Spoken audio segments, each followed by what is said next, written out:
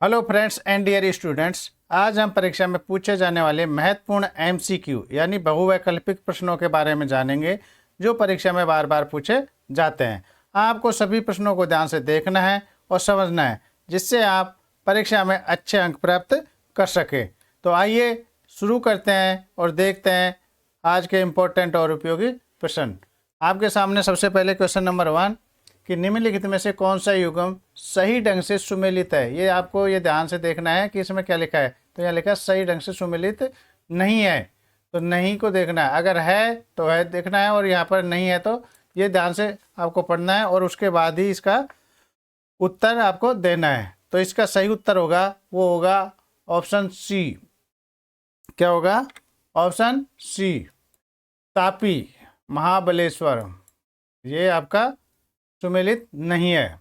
गोदावरी नासिक से निकलती है, कावेरी ब्रह्मगिरी नर्मदा अमरकंटकी पहाड़ियों से निकलती है, लेकिन ये आपका उत्तर है ये तापी, ये सुमेलित नहीं है। ऑप्शन सी आपका सही उत्तर है। दाब आयतन एवं तापमान में परिवर्तन की क्रिया के फलस्वरूप इन सेलों का निर्माण होता है। उपर्युक्त उल्लेखित कथन का निम्नलिखित सेलों में से किसकी विशेषता है? तो ये क्वेश्चन आपने ध्यान से पढ़ा, उसके बाद में इसका उत्तर दोगे तो इसका उत्तर है कायांतरित सेल। ऑप्शन सी इसका सही उत्तर है। ठीक है ना। अब क्वेश्चन नंबर 3 इसको देखते हैं। क्वेश्चन नंबर 3 में है कि निम्नलिखित में से कौन सा कथन गंगा नदी तंत्र के संदर्भ में सत्य नहीं है? सत्य नहीं है, बिल्कुल गलत है, यानी सही नहीं है। तो यह है सी, यह नदी पंजाब के मैदान में प्रवेश करती है। ये आपका सही उत्तर है। ठीक है ना, ये सही नहीं है, बाकी और सब सही है। निम्नलिखित में से कौन सी नदी प्रदूषण के लिए उत्तरदायी नहीं है? कौन सी नदी प्रदूषण के लिए उत्तरदायी नहीं है? तो इसका ऑप्शन होगा आपका बी, जल आदि का स्थानांतरण। ये नहीं है, क्योंकि मृत शरीर से भी प्रदूषण होता है, बड़े पैमाने पर स्नान से भी होता है, लेकिन ये जल आदि का स्थानांतरण है, इससे नहीं होता। क्वेश्चन नंबर 5 निम्नलिखित में से कौन सी सेल आग्नेय सेल से संबंधित है? जो 4 ऑप्शन दिए गए हैं उनमें से कौन सी है? तो इसका सही उत्तर होगा ए, ग्रेनाइट। कौन सा है? ग्रेनाइट। स्तंभ 1 का मिलान स्तंभ 2 से करें और दिए गए कोड की सहायता से ऊपरी विकल्प का चयन करें। तो यहाँ स्तंभ 1 दिया गया है और यहाँ पर स्तंभ 2 दिया गया है। यहाँ नदियों का नाम है और यहाँ इसकी सहायक नदियाँ हैं। कौन कौन सी इसकी सहायक नदियाँ हैं? तो घाघरा, कावेरी, गोदावरी, यमुना, कृष्णा और ये। तो इस तरह से आपको देखना है और उसके बाद में यहाँ ऑप्शन दिया है, विकल्प दिया गया है, उसके हिसाब से इसका उत्तर देना है। तो जो इसका उत्तर होगा वो होगा आपका ऑप्शन बी, ये 3 5 2 4 6 1। ठीक है, तो हम वापस चलते हैं पीछे और इसको देख लेते हैं। एक मिनट। ये 3 का मतलब है ये बेरी। ठीक है ना। पहले में घाघरा बेरी है, दूसरे में कावेरी, कावेरी अमरावती है। इस तरह से आपको इसका उत्तर देखना है। तो ये सही उत्तर आपका हो गया ऑप्शन बी, सही उत्तर है आपका। ठीक है ना। नेक्स्ट क्वेश्चन है, निम्नलिखित में से भारत का उत्तरी भाग में से कौन से कटिबंध से संबंधित है? निम्नलिखित में से भारत का उत्तरी भाग कौन से कटिबंध में स्थित है? तो 7वें का होगा आपका डी, पोषण शीतोष्ण कटिबंध में स्थित है। ये सही उत्तर है आपका। क्वेश्चन नंबर 8 निम्नलिखित में से कौन सी अवधि भूवैज्ञानिक काल माप क्रम में सबसे लंबी है? ये अवधि दी गई है, इनमें सबसे बड़ी अवधि है वो कौन सी है? तो सबसे बड़ी है अवधि ईयान। ईयान सबसे बड़ी अवधि होती है। ईयान। निम्नलिखित में से कौन सा युग्म सुमेलित नहीं है? यहाँ प्लेट दी गई है और यहाँ इसकी स्थिति दी गई है, तो कौन सा नहीं है? तो आपका उत्तर है फिजी प्लेट है, मध्यवर्ती अमेरिका व प्रशांत महासागरीय प्लेट के बीच ये सुमेलित नहीं है। ठीक है। क्वेश्चन नंबर 10 नेक्स्ट क्वेश्चन है, निम्नलिखित विशेषताओं पर विचार करें और इनमें संबंध स्थापित करने के पश्चात उपयुक्त शीर्षक का चयन कीजिए। ये महाद्वीप किनारों और गहरे समुद्री बेसन के बीच का भाग है। इसमें महाद्वीपीय मगन तट, महाद्वीपीय ढाल, तथा महाद्वीपीय उपहार शामिल होते हैं और इनमें गहरी महासागरीय खाई भी शामिल है। तो इनमें विकल्प दिया गया है, तो क्या है, तो इसका है ए महाद्वीपीय सीमा, और उसका सही उत्तर होगा महाद्वीपीय सीमा होगा। ठीक है ना। निम्नलिखित पर विचार करें और दिए गए विकल्प में से सही उत्तर का चयन कीजिए। तो महासागरीय कटकों की सीमा समीप की चट्टानों में सामान्य चुंबकता और ध्रुवण पाई जाती है। गहरी खाइयों में भूकंप के उद्गम कम गहराई पर है, जबकि मध्य महासागरीय कटकों के क्षेत्र में भूकंप उद्गम केंद्र कम गहराई पर विद्यमान है। तो ये आपने 2 ऑप्शन पढ़े। उसके बाद हम देखते हैं इसका उत्तर क्या है। तो इसका उत्तर है वो विकल्प डी, दोनों कथन 1 व 2 सही है तथा कथन 2 एक की उचित व्याख्या नहीं करता। ये सही उत्तर है। निम्नलिखित कथनों पर विचार कीजिए और सही विकल्प का चुनाव कीजिए। इस तरह के आपसे प्रश्न पूछे जाएंगे, तो इनको आपको ध्यान से देखना है और समझना है। प्रायद्वीप की अन्य नदियों की अपेक्षा कम उतार चढ़ाव के साथ कावेरी नदी लगभग सारा साल बहती है, यानी ये पूरे वर्ष इसमें जल होता है। इसके ऊपरी जल ग्रहण क्षेत्र में दक्षिण पश्चिमी मानसून और निम्न क्षेत्रों में उत्तरी पूर्वी मानसून से वर्षा होती है। तो यहाँ विकल्प दिया है, ऑप्शन दिए गए हैं, तो इसमें से कौन सा सही है। तो इसमें से कथन 1 व दोनों सही है तथा कथन 2 एक कथन की उचित व्याख्या करता है। तो ऑप्शन बी आपका बिल्कुल सही है। क्वेश्चन नंबर 13 नेक्स्ट क्या है कि स्तंभ 1 और 2 का मिलान, स्तंभ 1 और 2 का मिलान करना है और सही जोड़े। तो यहाँ पर एक स्टेट दिया गया और एक राजधानी दी गई है। तो इसका सही उत्तर क्या है, तो नागालैंड। ये राजधानी इसकी क्या है, उड़ीसा की राजधानी भुवनेश्वर है। ठीक है ना। उड़ीसा की भुवनेश्वर, नागालैंड की कोहिमा है, महाराष्ट्र की मुंबई है, मेघालय की शिलोंग है, उत्तराखंड की देहरादून है और सिक्किम की गंगटोक है। इस तरह से तो इसका सही उत्तर होगा वो क्या होगा, इसका सही उत्तर है वो होगा ऑप्शन डी, 4 2 5 6 3 1। ठीक है ना। इस तरह से होगा।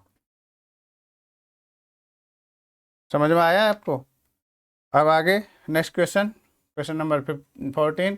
भारत में कर्क रेखा अनेक राज्यों से होकर गुजरती है, सही उत्तर का चयन कीजिए। तो भारत में कर्क रेखा अनेक राज्यों से, इसका सही उत्तर का चयन कीजिए। तो यह है आपका उत्तर है ऑप्शन बी, त्रिपुरा। यहाँ से नहीं गुजरती है। ठीक है ना, त्रिपुरा से। निम्नलिखित में से कौन सा युग्म सुमेलित नहीं है, नहीं है पूछ रहा है यहाँ पर। क्या है कि कौन सा है वो सुमेलित नहीं है। तो ये 4 ऑप्शन दिए गए हैं, इनमें से आपको देखना है। तो ये कौन सा है, इसमें ये उत्तर पश्चिम बंगाल की खाड़ी। ठीक है ना, ये सुमेलित नहीं है। Question number 16। स्तंभ 1 का मिलान स्तंभ 2 से करें और दिए गए कोड की सहायता से सही उत्तर का चयन कीजिए। तो यहाँ पर भूगोल की शाखाएं दी गई हैं, स्तंभ 1 में, दूसरे में इसका अध्ययन किया गया है। तो इसमें इसको आपको पढ़ना है और पढ़कर इसका सही से उत्तर देना है। तो इसका जो सही उत्तर है वो है ऑप्शन सी, मतलब 4। पहले में क्या है, भू आकृति विज्ञान, भू आकृति का क्रम विकास होता है। दूसरे में है आपका 5 का मतलब जनसंख्या भूगोल, जना की विशेषताएं हैं।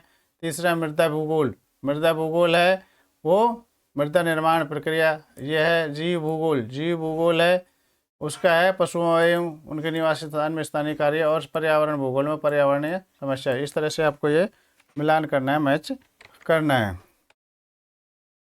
Question number 17। निम्नलिखित कथनों पर विचार एवं मूल्यांकन करें तथा दिए गए विकल्प में से सही विकल्प का चुनाव कीजिए। चंबल नदी मध्य प्रदेश के मालवा पठार के महू के निकट से निकलती है। इस नदी पर सरदार सरोवर परियोजना बनाई गई है। तो सही विकल्प क्या है इसका, तो इसका उत्तर होगा आपका ए, केवल कथन 1 सही है। इस पर सरदार सरोवर परियोजना नहीं है। निम्नलिखित में से 2 स्तंभों के सही युग्म बनाइए तथा उचित विकल्प का चयन कीजिए। यहाँ पर केंद्र शासित प्रदेश है और यहाँ राजधानी है। तो दिल्ली की नई दिल्ली है, पौंडीचेरी है, चंडीगढ़ की चंडीगढ़ है और अंडमान निकोबार की पोर्ट ब्लेयर है। तो इस तरह से आपको ये मैच करना है। तो इसका सही ऑप्शन है वह है ऑप्शन 18 में बी। क्या है ऑप्शन बी इसका सही है। ये वाला ऑप्शन आपका सही है जो आपको पीछे मैच करके दिखाया गया है। नर्मदा और तापी नदियाँ बहती हैं। ऑप्शन ए सही है, पूर्व से पश्चिम ये बहती हैं। नर्मदा और तापी नदियाँ बहती हैं पूर्व से पश्चिम, ठीक है ना।